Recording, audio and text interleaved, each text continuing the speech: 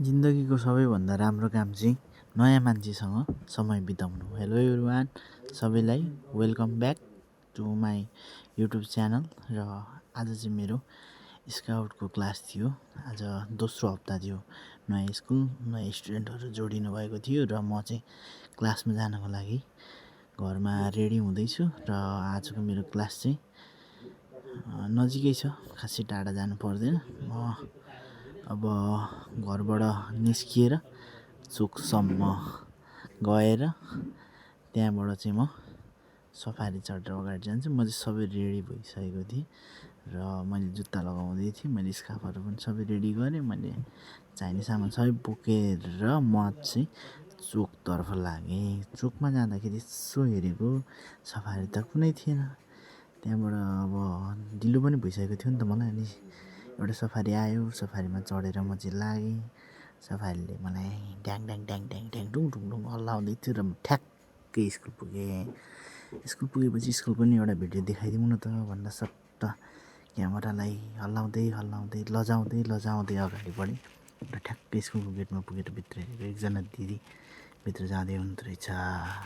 दिदी भित्र गइसकेपछि म चाहिँ लजाउँदै यस्तो हेरेको, कोही पनि छैन, कोही पनि बाहिर निस्केको छैन। त्यहाँबाट मैले चाहिँ स्टुडेन्टहरूलाई क्लासमा बोलाएँ र यहाँ चाहिँ स्टुडेन्ट अलिक थोरै हुनुहुन्थ्यो। उहाँहरूलाई मैले लेखाएँ एउटा जापानिज स्काउट सङ। त्यसपछि उहाँहरूलाई मैले त्यो सङलाई गाएर पनि देखाएँ उहाँहरूलाई, र मैले गाउन पनि सिकाएँ।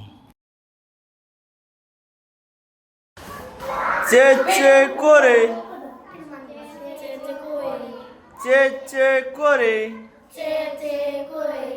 चेकोरिसा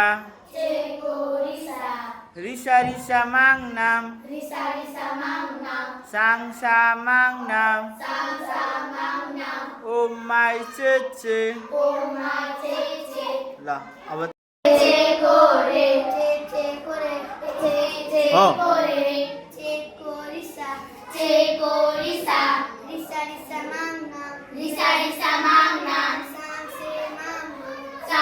त्यसपछि चाहिँ हामीले एउटा गेम खेल्यौँ। जुन गेम चाहिँ उहाँहरूले हामीले 3जना बोतल राखेको थियौँ र 3जना मान्छे राखेको थियौँ। यो गेममा चाहिँ उहाँहरूले आफ्नो ठाउँमा एउटा न एउटा बोतल चाहिँ राख्नुपर्ने हुन्थ्यो, जसमा चाहिँ हामीले गर्ल्स र बोइजलाई पाले खेलायौँ। 1-2जना छुट्नु भएको थियो र हामीले डान्स गऱ्यौँ। उहाँहरूलाई डान्स गर्ने इच्छा रहेछन्, उहाँ टिकटकमा हेर्नु भएको। त्यसपछि मैले उहाँहरूकै स्टेपमा उहाँहरूलाई डान्स गराएँ र उहाँहरूले निकै राम्रो डान्स गर्नुभयो। त्यहाँबाट भाइहरूलाई पनि नाच्ने जोस आयो र भाइहरूले पनि नाच्ने भनिसकेपछि मैले उहाँहरूलाई पनि उहाँहरूकै रोजाइको गीतमा बादल बर्छ बिजुली भन्दै नचाएँ। र गाइज यति समयको लागि मेरो भिडियो हेरिदिनु भयो। हस्, धेरै धेरै धन्यवाद। यस्तै साथ सपोर्ट र सहयोग मिलिजाओस्। हस्, धन्यवाद, नमस्कार।